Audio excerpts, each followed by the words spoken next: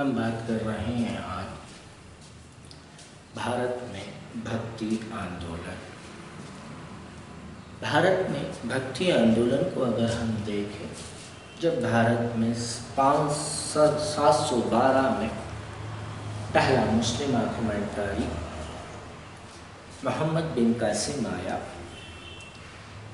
उसके बाद जब वो गया तो दक्षिण भारत में और भी उत्तर भारत में सब ने एकेश्वरवाद की बात करी कि ईश्वर क्या है, एक है। एकेश्वरवाद की बात करी, कर्मकांड और अवतारवाद का विरोध किया गया था।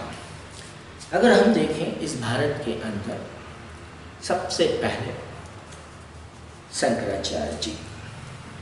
शंकराचार्य जी को अगर हम देखते हैं, शंकराचार्य जी ने भारत के चारों कोनों पर मठ स्थापित करे। भारत के 4 कोनों पर मठ स्थापित करे। अगर हम देखें ज्योतिष मठ, जो हमें बद्रीनाथ में उत्तराखंड में मिलता है, ज्योतिष मठ। फिर अगर हम देखें पुरी उड़ीसा में हमें अगर कोई मठ मिलता है, वो मिलता है गोवर्धन पीठ मठ मिलता है। फिर अगर हम देखें गुजरात यानी द्वारका गुजरात में, तो हमें वहाँ पर शारदा पीठ मठ मिलता है। और अगर हम मैसूर में देखें, मैसूर यानी कर्नाटक में देखें, तो हमें वहाँ पर सिंगार पीठ मठ मिलता है। यानी चारों कोनों पर मठ अगर किसी ने स्थापित किए थे तो वो मिलते हैं हमें शंकराचार्य जी। शंकराचार्य जी के अगर हम कहें, उन्होंने आदित्यवाद की स्थापना करी थी 8वीं शताब्दी के समथिंग, 8th सेंचुरी के समथिंग। आदित्यवाद के प्रवक्ता अगर कोई थे तो हम कह सकते हैं वो प्रवक्ता हमें मिलते हैं शंकराचार्य जी। फिर अगर हम चलते हैं भक्ति आंदोलन देखने, तो भक्ति आंदोलन के लिए हमें दक्षिण भारत में जाना होगा, क्योंकि सबसे पहले दक्षिण भारत में ही भक्ति आंदोलन का जन्म हुआ। भक्ति आंदोलन के लिए हम अगर पेरम्बटूर, जो रामानुजाचार्य की जन्मभूमि है, रामानुजाचार्य की जन्मभूमि है, पेरम्बटूर चलना पड़ेगा। कोयम्बटूर तमिलनाडु में पड़ता है। पेरम्बटूर का संबंध अगर किसी से है तो वो मिलता है हमें रामानुजाचार्य, क्योंकि रामानुजाचार्य ने ही दक्षिण भारत में भक्ति आंदोलन को चरमोत्सव पर फैलाया था। ये 11वीं सेंचुरी के समथिंग की बात है, यानी 11वीं शताब्दी के समथिंग ये धर्म फैलाया था। अगर हम देखें दक्षिण भारत में, तो दक्षिण भारत में हमें ये 2 भागों में मिला। पहला हमें अलवार, दक्षिण में विष्णु के उपासकों को अगर कुछ कहा गया, अलवार कहा गया। इनके 12 अलवार मिलते हैं, यानी 12 संत मिलते हैं, उन्हें 12 अलवार कहा गया था। विष्णु के उपासकों को अलवार के, तो उनकी संख्या अगर मिलती है हमें 12 मिलती है, 12 मिलती है। फिर अगर हम देखें दक्षिण भारत में ही, तो हमें देखने को मिलते हैं नए नाम, इनकी संख्या 63 मिलती है। ये शिव को मानने वाले उपासक थे। इन्होंने अपने अपने धर्म के लिए, अपने अपने भगवानों के लिए, उनकी प्रसिद्धि के लिए उन स्थानों से जहाँ पर इनके जन्म हुए थे या इनसे कोई घटना हुई थी, वहाँ पर भव्य मंदिरों का निर्माण कराया था। अगर हम उसी को देखें कि दक्षिण भारत से उत्तर भारत में, दक्षिण भारत से अगर हम देखें उत्तर भारत में इस धर्म को अगर कोई लाया था तो वो लाए थे रामानंद। पर अगर हम देखते हैं, क्वेश्चन आता है विशिष्ट द्वैतवाद का प्रवक्ता अगर किसी को कहा गया तो वो कहा गया है रामानुजाचार्य को। किसको कहा गया? रामानुजाचार्य को कहा गया था, विशिष्ट द्वैत का प्रवक्ता। फिर हम अगर बात करते हैं रामानंद, जिनका जन्म प्रयाग इलाहाबाद में हुआ था, रामानंद वो व्यक्ति थे जो रामानुजाचार्य के शिष्यों में से एक थे, उनके शिष्यों में से एक थे।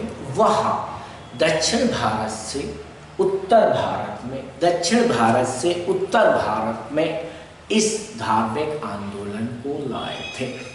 अगर हम देखें, रामानंद पहले ऐसे संत थे, पहले हिंदी बोलने वाले ऐसे वैष्णव संत थे। अगर आपको वो क्वेश्चन कहे पहला हिंदी का वैष्णव संत कौन था, ठीक है, विष्णु को मानने वाला पहला वैष्णव संत कौन था, तो हम कह सकते हैं वो कोई और नहीं, हमें मिलते हैं रामानंद। रामानंद को अगर हम देखते हैं तो रामानंद के शिष्यों में हमें मिलते हैं कबीर, रैदास, ठीक है, धन्ना, पीपा, ऐसे कई लोग हमें मिलते हैं। कई बार पूछते हैं रामानंद के गुरु कौन थे, रामानुजाचार्य। फिर कबीर के गुरु कौन थे, रामानंद, रविदास, रैदास, उन्हीं का नाम मिलता है। अगर कोई उनके गुरु मिलते हैं तो हम कह सकते हैं रामानंद मिलते हैं।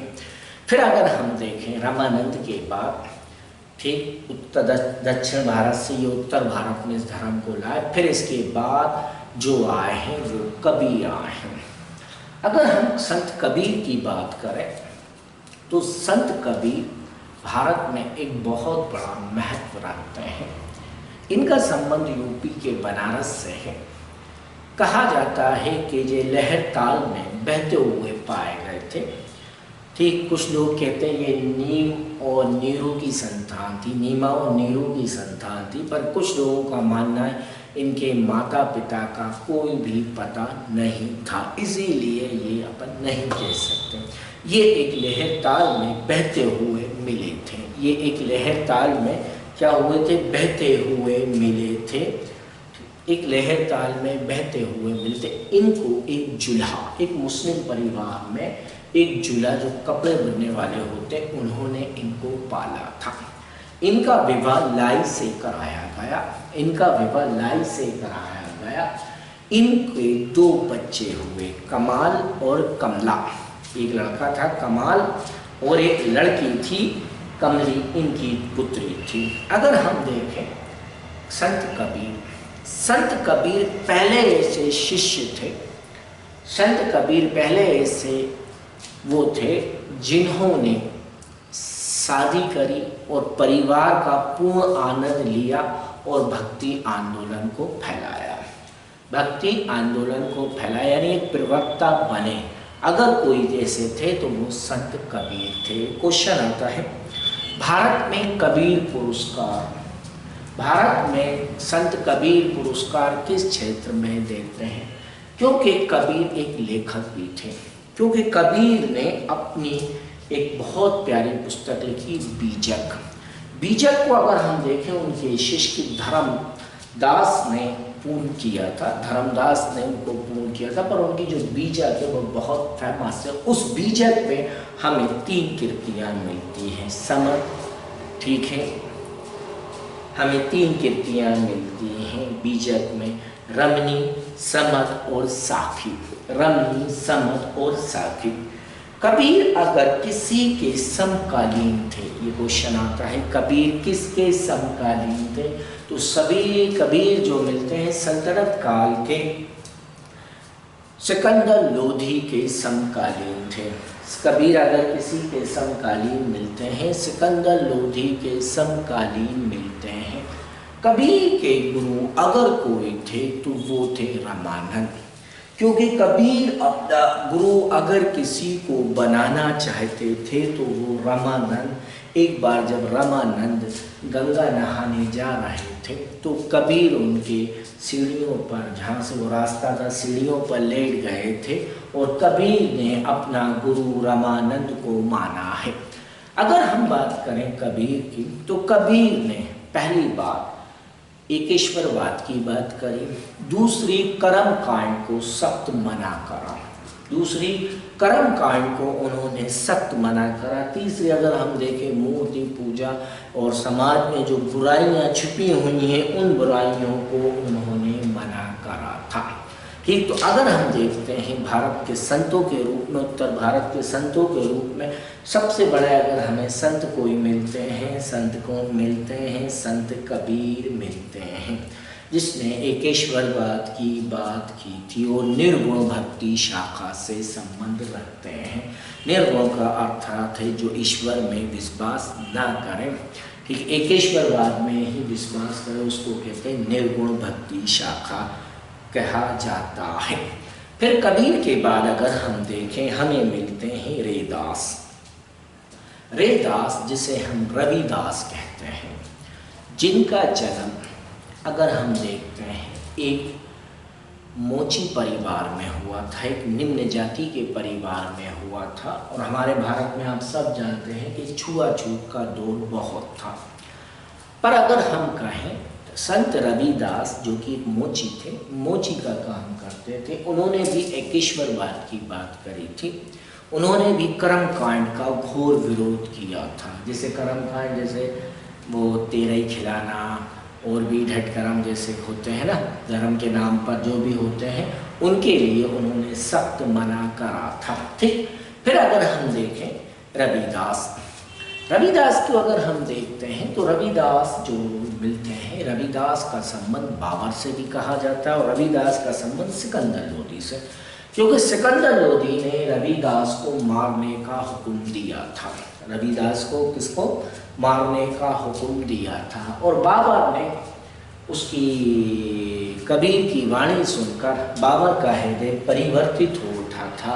बाबर काफ़ी रविदास से काफ़ी प्रभावित थे।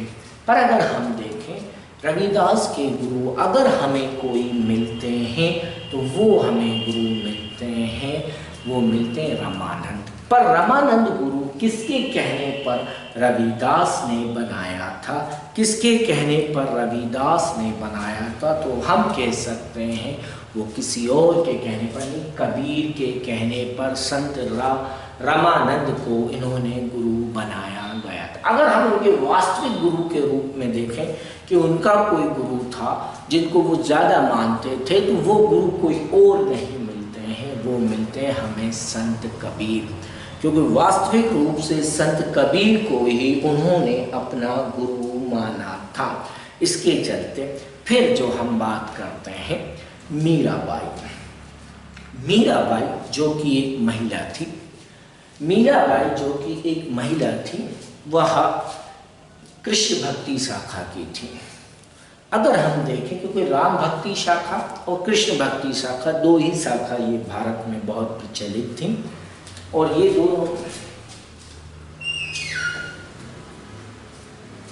ये दोनों ही शाखा भारत में प्रचलित थी।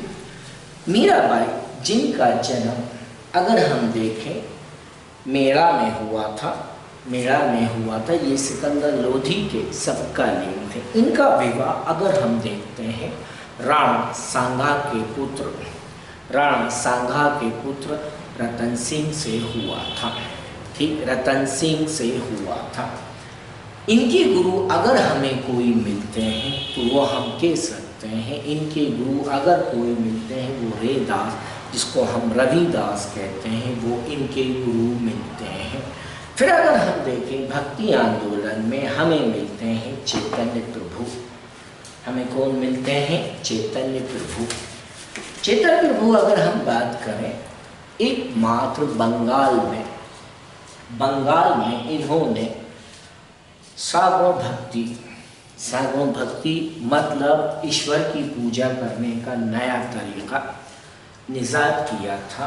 ये चैतन्य प्रभु जिन्होंने अपने धर्म के प्रचार के लिए इन्होंने संगीत का प्रयोग किया और संगीत का प्रयोग करते, मृदंग का प्रयोग करते हुए हरे रामा हरे कृष्णा कृष्ण कृष्ण हरे रामा, ये श्लोक को इन्होंने खूब छपा। इसीलिए चैतन्य प्रभु जो जाने जाते हैं वो जाने जाते हैं बंगाल में। इन्होंने मूर्ति पूजा, अवतारवाद, कीर्तन, उपासना आदि को महत्व दिया था। इन्होंने कीर्तन, पूजा, आदिवाद को महत्व दिया था। तो अगर हम कह सकते हैं कि संगीत का प्रयोग अगर किसी ने किया है तो वो किया है किसने? चैतन्य प्रभु के द्वारा किया।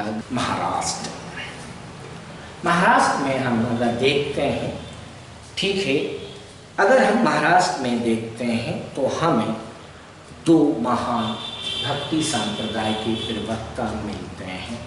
पहले अगर हम देखते हैं तो हमें मिलते हैं संत तुकाराम। ये क्वेश्चन आता है कि संत तुकाराम किसके समकालीन थे? संत तुकाराम अगर किसी के समकालीन मिलते थे तो हम कह सकते हैं वो हमें मिलते थे शिवाजी के समकालीन। ठीक, किसके समकालीन मिलते हैं? शिवाजी के समकालीन मिलते थे। ठीक, इन्होंने बरकारी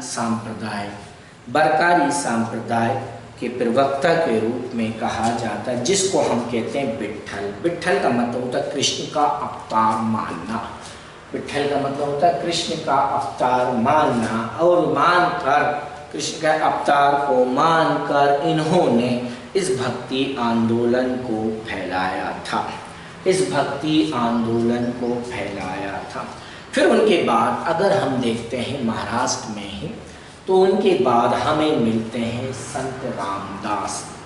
संत रामदास का संबंध शिवाजी से है, क्योंकि शिवाजी के आध्यात्मिक गुरु अगर कोई मिलते हैं तो हम कह सकते हैं वो मिलते हैं हमें संत रामदास।